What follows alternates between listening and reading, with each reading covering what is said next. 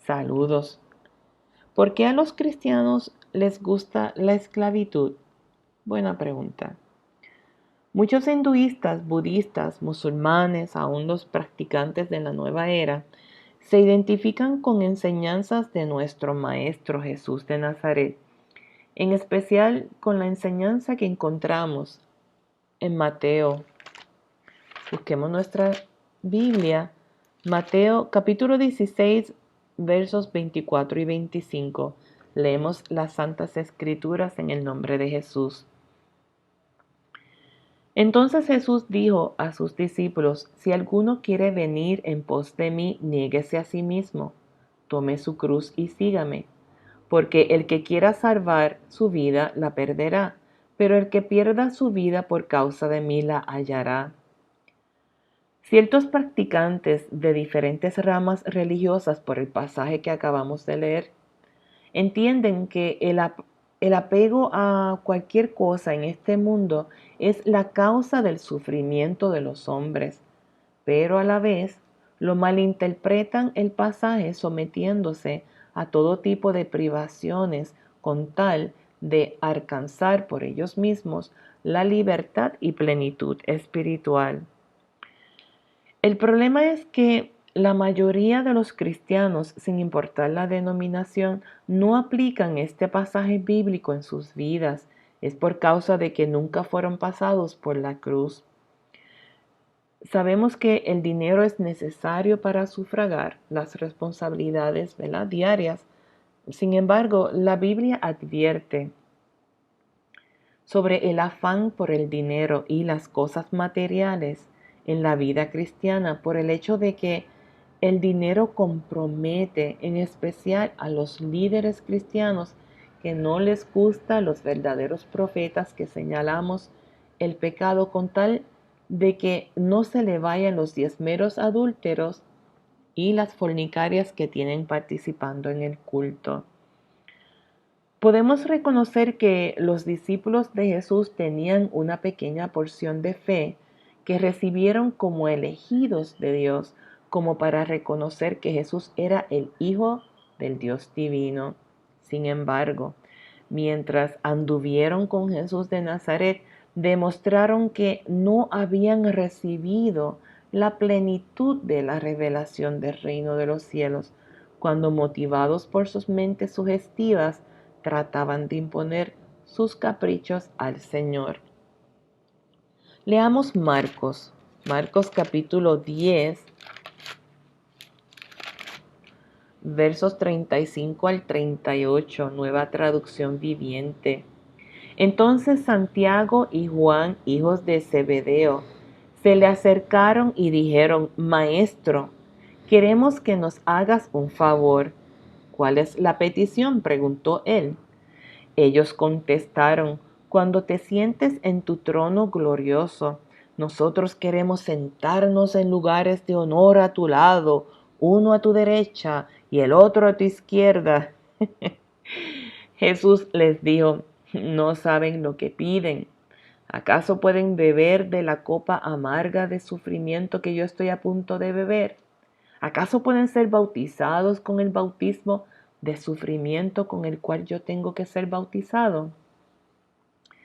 Ahora, una pequeña nota.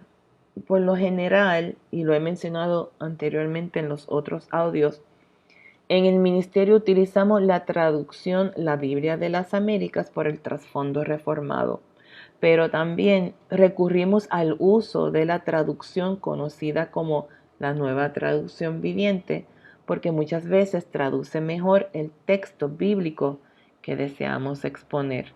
¿Ok? Continuamos. Solamente un cristiano que verdaderamente ha recibido el bautismo del Espíritu Santo puede participar de beber de la copa amarga que bebió nuestro Señor Jesucristo. Ahora, sin embargo, desde los años 70 el movimiento evangélico en los Estados Unidos y por consiguiente Puerto Rico, ¿verdad?, surgió el activismo cristiano basado en una ideología conservadora para imponer cambios en la sociedad americana fragmentada. De este activismo conservador surgió la idea pragmática de la utilización de métodos en la evangelización para la multiplicación de miembros activos en las iglesias evangélicas sin importar la denominación, que lamentablemente no incluía un discipulado donde las personas fueran expuestas a su naturaleza pecaminosa por medio del conocimiento de la ley de Dios y por consiguiente fueran pasados por la cruz del Calvario de Jesucristo, con la cual fue humillado a lo sumo. Ahora, este activismo cristiano evangélico trajo como consecuencia una reacción anabólica que estamos viendo hoy día, la cual trajo como resultado que los alegados pastores y la lluvia de pastoras, que están de moda, por cierto, no conduzcan a las personas a la fe en Jesucristo para ser justificados delante de un Dios santo. En cambio, las diferentes denominaciones evangélicas y diferentes medios cristianos desecharon la predicación enfocada en la gloria de Jesucristo, exponiendo la miseria del hombre que vive alejado de Dios, para dar charlas relacionadas con una antropología enfocada en deidificar al hombre, con la idea de que es un hijo de Dios, que ya no tiene necesidad de salvación y tiene derecho a manipular ciertas leyes espirituales para su propio beneficio. Hermanos, en realidad el propósito de Dios no fue salvarnos del infierno, porque de ese lugar procedemos, sino de nosotros mismos, de nuestra mente sugestiva, que siempre busca su propia gloria.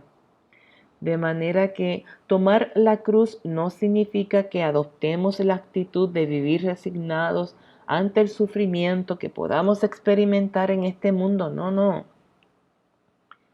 sino que podamos vivir sometidos a la suprema voluntad del Rey de Reyes y Señor de Señores, de quien provienen las buenas cosas.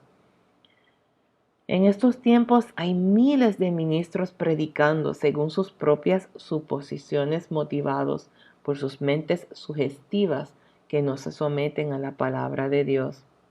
Muchos ministros alegan que las personas serán librados de los juicios de Dios contra la nación si creen en sus presagios.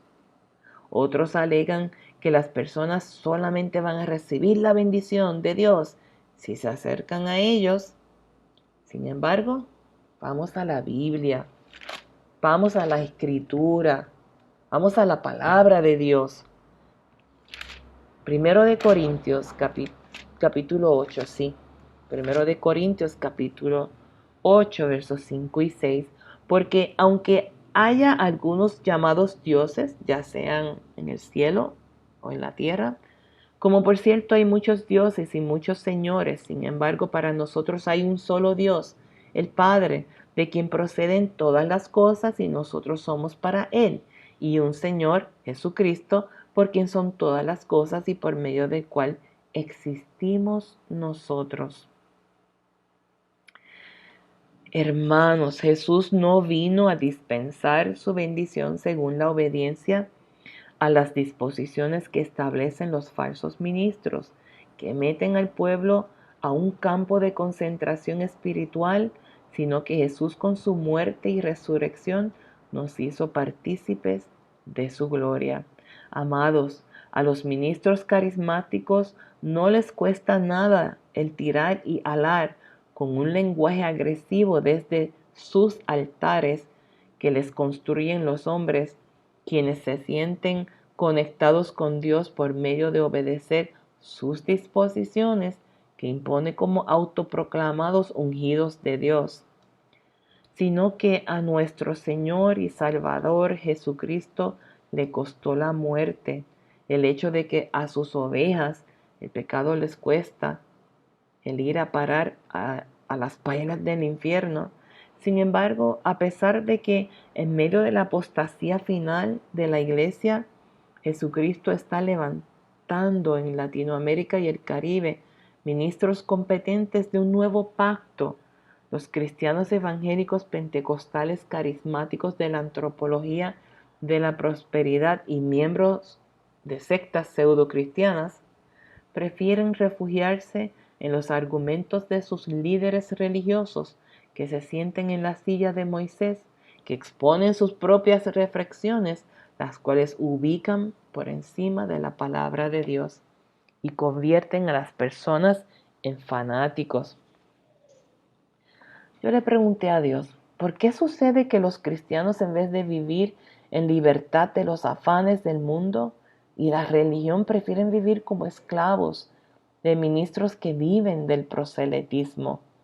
Simplemente el cristiano de título que no ha sido pasado por la cruz del Calvario viven sobre la base de sus propias suposiciones de cómo debería actuar Dios en sus vidas sin tomar en cuenta todo el consejo de Dios que se encuentra solamente en las Sagradas Escrituras, en la exhortación que hacen los pastores piadosos y por medio de la profecía que exhorta, consuela y edifica. Por cuanto el seguir a Jesucristo conlleva beber de la copa amarga de la cual bebió el Cordero, que nos hace partícipe en sus padecimientos cuando exponemos las verdades bíblicas en la defensa del Evangelio bíblico. De manera que los verdaderos cristianos sienten hambre y sed por escudriñar la palabra de Dios, en quienes se manifiesta el dominio propio, que es parte del fruto del Espíritu Santo, y renuncian a todo con tal de revelar el reino de los cielos a los que se pierden. Sin embargo, al cristiano nominal le resulta más cómodo vivir en la esclavitud basada en obediencia a las disposiciones que les imponen sus líderes espirituales, con tal de no pensar por ellos mismos para que los hagan sentir bien, se les tomen en cuenta en el culto que hacen para ellos mismos. Vamos a la Biblia de nuevo. Vamos a la Biblia, Mateo capítulo 20, versos 25 al 27. Así que Jesús los reunió a todos y les dijo: ustedes saben que los gobernantes de este mundo tratan a su pueblo con prepotencia y los funcionarios hacen alarde de su autoridad frente a los súbditos. Pero entre ustedes será diferente. El que quiera ser líder entre ustedes deberá ser sirviente, y el que quiera ser el primero entre ustedes deberá convertirse en esclavo.